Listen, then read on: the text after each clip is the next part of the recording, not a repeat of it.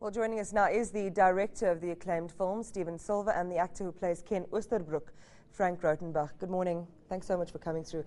It's one of those books that is now becoming, that has now been turned into a movie, which really touches so much of South Africa's history. It's really so much a part of who we are, and it documented really, important time in our history. How easy or difficult, or what were the challenges for you in trying to capture, what these four photojournalists tried to do during those tumultuous years? Well, the book is a very big book, and a film has to choose and distill what is a 300-page book into a story that, on the one hand, honors and respects the documentary record of what happened, and at the same time is entertaining and engaging to an audience. And I think that was a balancing act that we walked all the way through the creative process in making the film. Frank, for you, it's a challenge, I suppose, for any actor to really get to grips with the guts of what the character is. And you said, you spent some time, which you are trying to get into his head a little bit. You get photojournalists, and then you get photojournalists. These were really special guys, and they were damaged in many ways by virtue of the work that they did. How easy or difficult was it for you to connect with the character that you played? I think whenever you approach a character, for an actor, that's almost like the nightmare part of it, because believability is what you want. And now you've got a real-life person, so there's got to be an even more, focused level of believability. So what helped me was spending time with Jean and understanding what Steven wanted from this character within the context of our screenplay, and of course spending time with Ken's family was invaluable, and then also reading the book about the Bang Bang Club. Just seeing how Jean and Greg saw their friend and their perspective, and you take all of that, you jumble it up, and then you see what you get. But what I said earlier, to honor Ken's memory and to honor him as a person, that was the most important thing, and it helped me immensely. Yeah, we're watching some amazing footage from the film. What was it like shooting it? It was extraordinary. One of the early choices that we made with the film was to shoot in the exact locations where those events took place. And when I say the exact locations, I don't just mean in Thokozo, in Soweto, but literally on the city block where those events originally happened. And what that meant is that all the extras that you see in the film are not actors.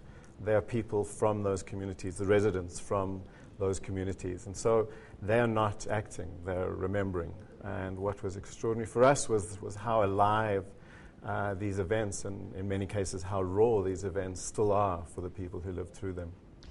The one thing that a lot of that has sort of come into the spotlight again, I think with the war in Libya and the death of one of our own journalists recently, is the vulnerability of photojournalists in conflict situations. And I think one of the things that Greg said about the book and about working in that environment was that you have a sense of immortality. The cops go in with their weapons, soldiers go in with their weapons, and photographers are just armed with their equipment.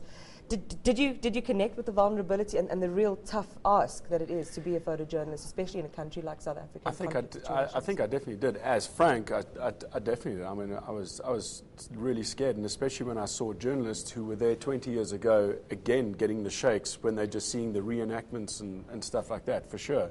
But as Ken Oosterbroek is the character, I try to connect to what a lot of people, Alf Kamala mentioned it as well. He just said Ken had this thing about him that he wanted to get the best picture. And when it was game time to get the best picture, nothing else existed. There were guns, there were bullets, but nothing else existed except finding that best picture. So they are definitely a breed apart.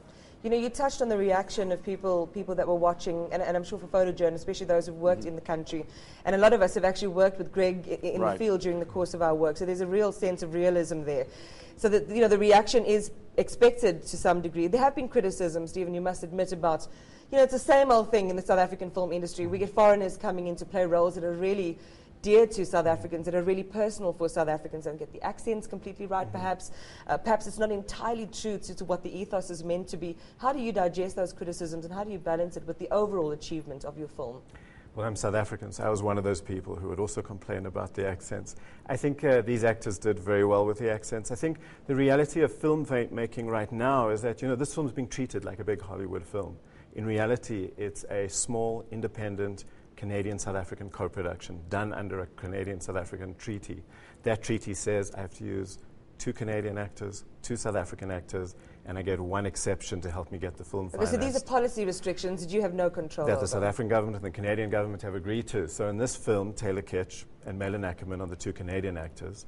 Frank and Neil, so the two South African actors. We get our one American star who helps us get our money, and that's how we put this financing together. If someone wants to write me a check for $5 million, I'll come cast the whole film Yeah, here. that is the realism, I suppose, with making a film of this And caliber. you know, I worked really hard in my South African accent, and I sure think I pulled it off, you know. Look at that. Just one word, though. I mean, you're doing an American accent. What was it like working with Ryan Philippe? And I understand that he was really also trying to be honest about, you know, the way he interfaced with the character and the way he brought things. Yeah, I think the one standout word for me is he's very generous, not only in his person in real life, but also on set. Because it's easy for him to come in here and say, hey, I'm from Hollywood, everything has to revolve around me. But he realized straight up, right from the start, that this is a team game and that all of us are going to look better if we all work together as a team. And he contributed to that a lot. And it was great. This was a run-and-gun shoot. It was 30 days. There were no sort of creature comforts. So each of the actors, there wasn't any space for any kind of divas or people complaining. We worked very hard. No trailers, no private trailers? You know, people had trailers. They were not fancy trailers, but it was very, very kind of a rough and tumble shoot. Well, from what we can see, it looks pretty gritty. So it opens next Friday. People should go see it, right? Yes, they should. Thanks so much for your time. Thanks for your time. Appreciate it. Thank Stephen, you. Frank. Bye.